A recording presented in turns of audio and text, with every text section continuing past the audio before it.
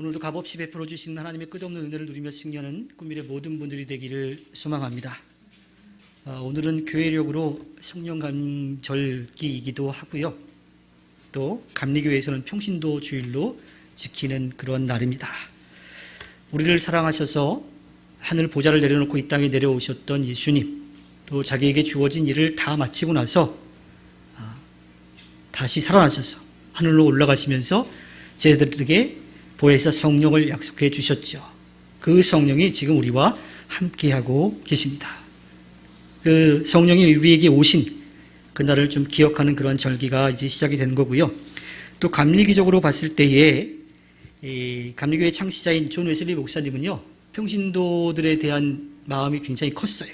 그래서 굳이 이야기하자면 평신도 사역자 이들을 세워서 교회 공동체를 세워갈 수 있도록 해 주셨지요. 그래서 감리교단은 1979년 3월 이 총회 결의로 매년 6월 첫 주일을 평신도 주일로 지킵니다. 그래서 평신도 사명을 새롭게 인식하고 결단하는 기회로 삼도록 하는데 올해가 44년이 되어가고 있습니다.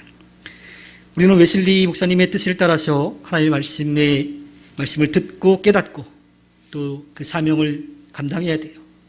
특별히 성령을 받아서 복음을 전도하는 그 사역에 목회자뿐만 아니라 모든 성도가 하나 되어 한 마음 한 뜻이 되어서 그 일을 감당해야 하지요.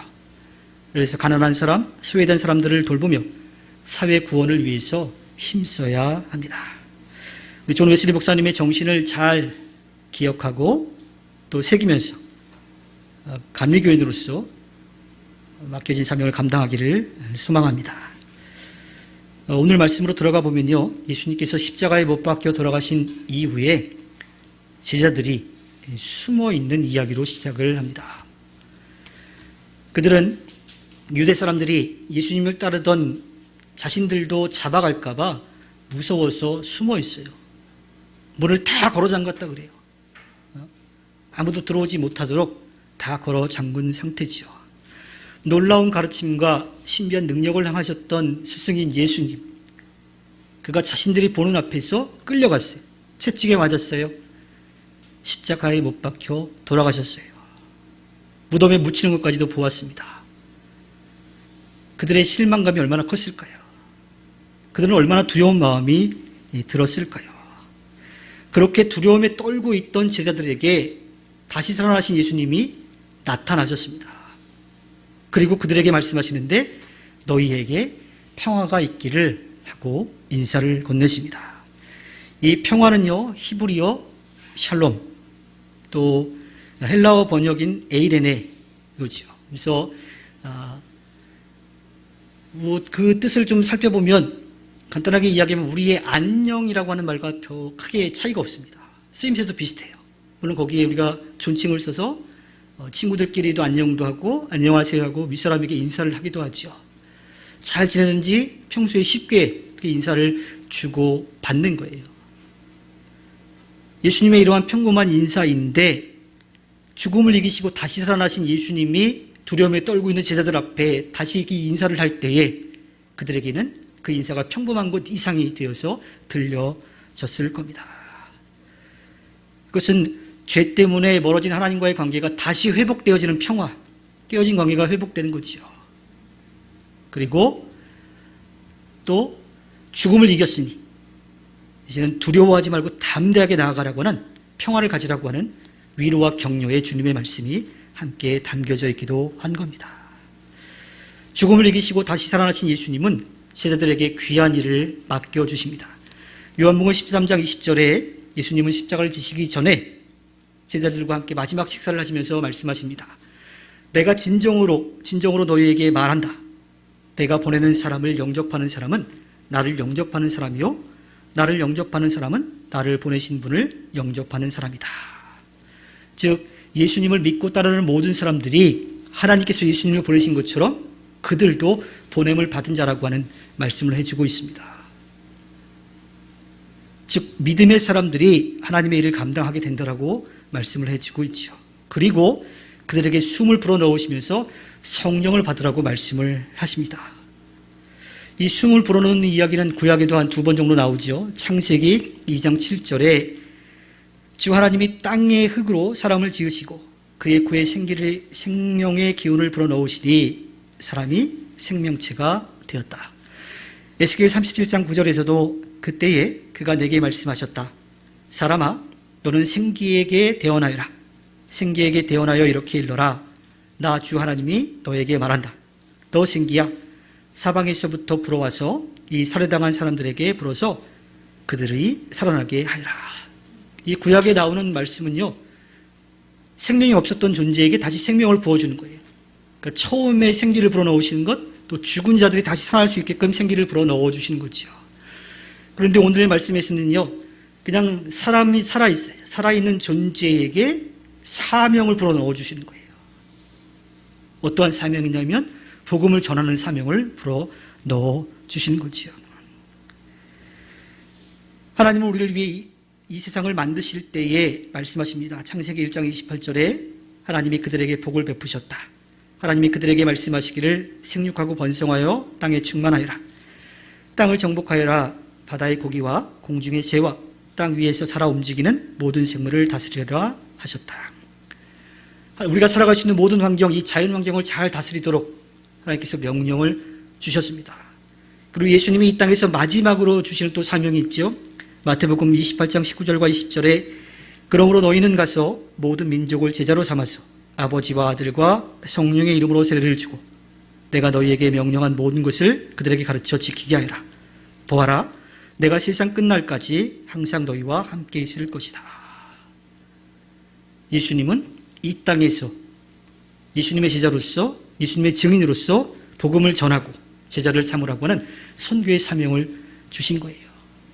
즉 아무것도 없는 곳에서 또 죽음에서 다시 살아나게끔 하는 능력, 살아나게끔 하시기도 하셨고 살아있는 존재에게 복음을 전하도록 하는 전도의 사명도 함께 주신 것이죠. 모두가 다 생명을 불어넣으셨어요. 생명과 또 성령을 불어넣으셔서 그 일을 감당하게 하신 겁니다. 그런데요, 주님께서 우리에게 하신 명령을 지키는 일이 참 어렵습니다. 어떤 때는요, 그 자체를 그냥 잊어버리기도 해서 사명을 감당하지 못할 때도 있어요. 어떤 때는요, 내가 손해볼까봐 애써서 그냥 모르는 척하고 갈 때도 있어요. 어떤 때는 내 욕심을 채우기 위해서 그냥 아닌 척 할 때도 있습니다. 그런데요, 주님은 이러한 우리의 연약함까지도 아시는 분이에요. 그래서 보혜사 성령을 통해서 곁에서 돕는 분을 통해서 우리가 그 일을 감당할 수 있도록 해주신다라고 하는 겁니다. 그래서 성령을 받으라고 말씀하시는 거죠. 게다가 그렇게 했으면 좋겠다, 그렇게 하면 정말 좋겠다, 이런 게 아니에요. 명령입니다. 명령. 꼭 그렇게 하라고 하는 거예요. 명령을 좀 강압적으로 생각을 하실지 모르겠어요. 그런데 저는 이 말씀이 정말 은혜의 말씀으로 들려와요. 우리가 연약해서 잘못된 길로 갈 수도 있으니까 그러지 않도록 좀 강하게 말씀해 주시는 거죠. 그래야만 우리가 주어진 사명을 감당할 수 있기 때문입니다.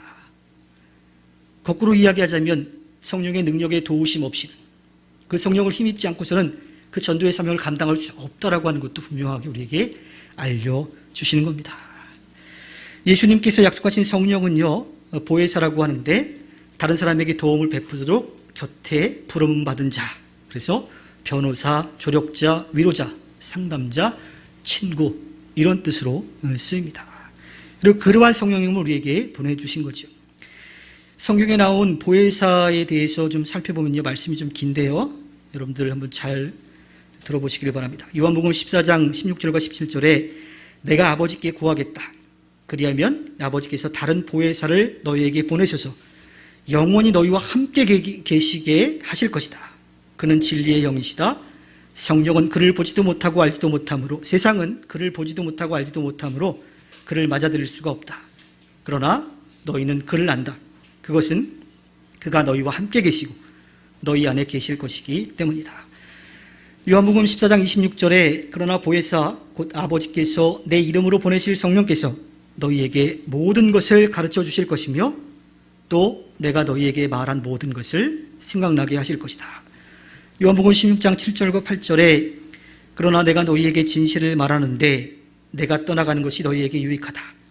내가 떠나가지 않으면 보혜사가 너희에게 오시지 않을 것이다.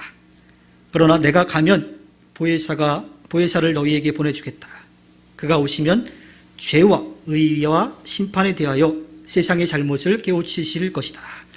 요한복음 16장 13절에 그러나 그분 곧 진리의 영이 오시면 그가 너희를 모든 진리 가운데로 인도하실 것이다. 그는 자기 마음대로 말씀하시지 않으시고 듣는 것만 일러주실 것이요 앞으로 올 일들을 너희에게 알려주실 것이다. 로마서 8장 26절에 이와 같이 성령께서도 너희의 약함을 도와주십니다. 우리는 어떻게 기도해야 할지를 알지 못하지만 성령께서 친히 이루 다 말할 수 없는 탄식으로 우리를 대신하여 간구하여 주십니다. 고린도전서 2장 10절에 하나님께서는 성령을 통하여 이런 일들을 우리에게 계시해 주셨습니다. 성령은 모든 것을 살피시니 곧 하나님의 깊은 경륜까지도 살피십니다. 고린도전서 12장 7절부터 11절에 각 사람에게 성령을 나타내 주시는 것은 공동이익을 위한 것입니다. 어떤 사람에게는 성령을 통하여 지혜의 말씀을 주시고 어떤 사람에게는 같은 성령을 따라 지식의 말씀을 주십니다. 어떤 사람에게는 같은 성령으로 믿음을 주시고 어떤 사람에게는 같은 성령으로 병 고치는 은사를 주십니다. 어떤 사람에게는 기적을 행하는 능력을 주시고 어떤 사람에게는 예언하는 은사를 주시고 어떤 사람에게는 영을 분별하는 은사를 주십니다. 어떤 사람에게는 여러 가지 방언을 말하는 은사를 주시고 어떤 사람에게는 방언을 통역하는 은사를 주십니다. 이 모든 일은 한 분이신 같은 성령이 하시며 그는 원하시는 대로 각 사람에게 은사를 나누어 주십니다. 보혜사 성령에 대한 이야기인데요. 이 보혜사 성령에 대한 말씀들을 쭉 한번 모아보면요. 이렇게 우리가 깨달을 수가 있죠. 성령은 성도들 안에서 함께 계시며 죄를 깨닫게 하시는 거예요. 그리고 예수 그리스도를 증거해 주시고요. 진리로 이끄시며 장래 일을 알게 하시고 은사를 주셔서 예수님의 영광을 드러내게 해 주십니다. 그분이 지금도 우리와 함께하고 계십니다. 그 성령을 우리에게 부어주신 거예요. 제가 꿈이 있는 미래교회에 와서 우리 성도님들하고 제 나름대로는 좀 편하게 이야기를 한다고 생각을 하는데 그러는 과정 가운데 저에게 어떠한 요청도 좀 있었고 또 몇 분들은 개인적으로 질문도 해주시고 그랬었어요. 지난주에 제가 받았던 질문 가운데 하나인데 23절 말씀을 보면 우리가 고개를 좀 갸우뚱하는 그런 말씀이 나옵니다. 23절 말씀을 보면 너희가 누구의 죄든지 용서해 주면 그 죄가 용서될 것이요 용서해 주지 않으면 그대로 남아있을 것이다. 자, 성령을 받으라고 하시고 그들에게 죄 용서에 대한 이야기를 하고 계십니다. 저도 평소에 그렇게 깊이 있게 생각을 해보지 못했는데 질문을 받고 보니까 이게 조금 말씀이 좀 어렵게 느껴지더라고요. 네. 그런데요, 이 말씀을 지금 우리 말이 아닌 헬라어 원문으로 보면 수동태로 되어 있습니다. 무슨 이야기냐 하면 우리가 용서해 준다고 해서 그들이 죄를 용서받고 또 우리가 죄를 용서하지 않는다고 해서 그들이 용서받지 못한다라고 하는 개념이 아니라 우리가 복음을 전했을 때 그 죄를 용서받아야 된다라고 회개해야 된다라고 하는 복음을 전했을 때에 그들이 그것을 받아들이고 회개하면 하나님께서 그들을 용서해 주신다라고 하는 뜻인 거죠. 우리가 그 능력이 있는 것이 아니라 우리가 복음을 전했을 때에 그 역사를 통해서 하나님께서 회개하는 자를 용서해 주신다라고 하는 이야기입니다. 그리고 한 가지 더 생각을 해보면요. 예수님이 이렇게 말씀하신 이유가 뭘까요?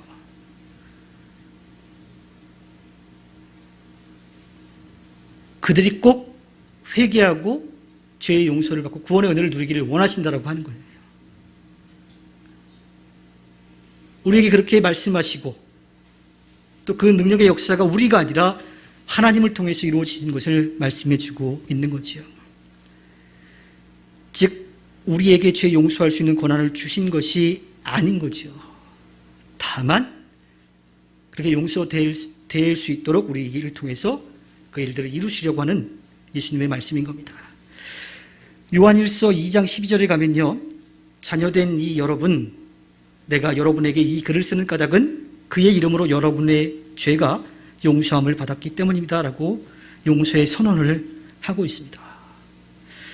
우리는 다만 성령의 도우심으로 힘을 얻어서 복음을 전했을 때에 죄를 지은 사람들이 주님의 이름으로 회개하고 죄를 뉘우쳤을 때에 하나님께서 그들을 용서해 주신다라고 하는 거예요.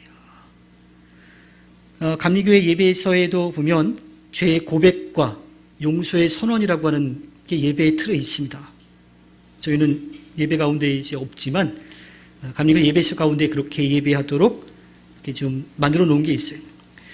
여러분들이 기억하실지 모르겠지만 지난 부활주일 성찬 예배 때, 성찬 때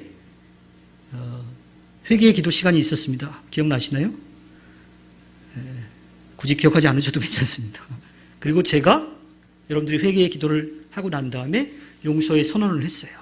제가 용서한 게 아니라 하나님께서 그렇게 용서해 주신다는 것을 제가 선언했을 뿐인 거지요.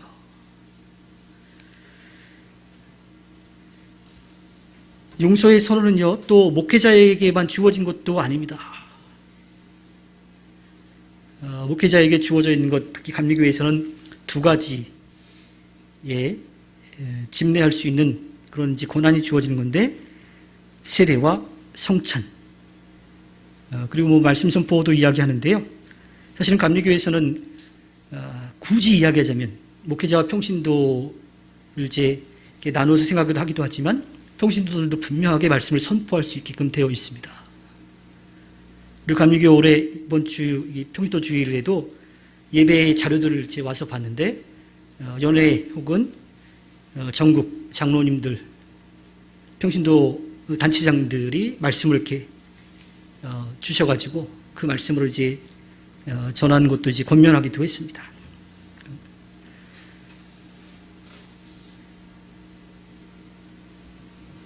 죄의 용서라고 하는 것, 목회자의 특권도 아니고요. 오직 하나님만이 하실 수 있고 우리는 그것을 선언하고 선포하는 것 정도인 거죠. 22절과 23절의 말씀을 우리가 다시 한번 좀 살펴보면요. 예수님이 숨을 불어넣으시면서 말씀하시죠. 성령을 받으라. 너희가 누구의 죄든지 용서해 주면 그 죄가 용서될 것이요 용서해 주지 않으면 그대로 남아있을 것이다. 이 하신 말씀은 믿음을 가진 모든 그리스도인들이 복음을 받아들이고 회개하는 사람들에게 주님의 용서를 선포할 수 있다고 하는 것이에요. 그리고 우리에게 주어진 성령의 능력을 힘입어서 사명을 감당할 때 그 놀라운 역사가 일어날 수 있다고 하는 겁니다. 교회를 이루고 있는 구성원들을 크게 보면요. 평신도와 목회자로 나눕니다. 어떤 분들은 마치 군대의 계급처럼 그렇게 생각을 하기도 해요. 그래서 뭐 병, 하사관, 장교 이렇게 나누어서 생각을 하기도 합니다. 근데 절대로 아닙니다. 베드로전서 2장 9절에 여러분은 택하심을 받은 족속이요 왕과 같은 제사장들이요 거룩한 민족이요 하나님의 소유가 된 백성입니다. 그래서 여러분을 어둠에서 불러내어 자기의 놀라운 빛 가운데로 인도하신 분의 업적을 여러분이 선포하는 것입니다. 종교개혁자 루터는요, 종교개혁 3대 논문 가운데 하나인 독일 크리스천 귀족에게 보내는 글에서 로마 카톨릭이 자신들을 방어하기 위해서 세 가지 담을 세운 것을 이야기를 하고 있습니다. 이 담이 그리스도교를 부패하게 만들었다고 이야기를 하는데요. 그 담은요, 영적 계급이 세속 계급 위에 있다는 걸 아까 말씀드린 것처럼 뭐 교역자와 평신도를 나눈다라든지 또 평신도들 가운데에도 직분을 가지고 계급처럼 이렇게 나눈다라고 하는 그런 부분들에 대한 이야기죠.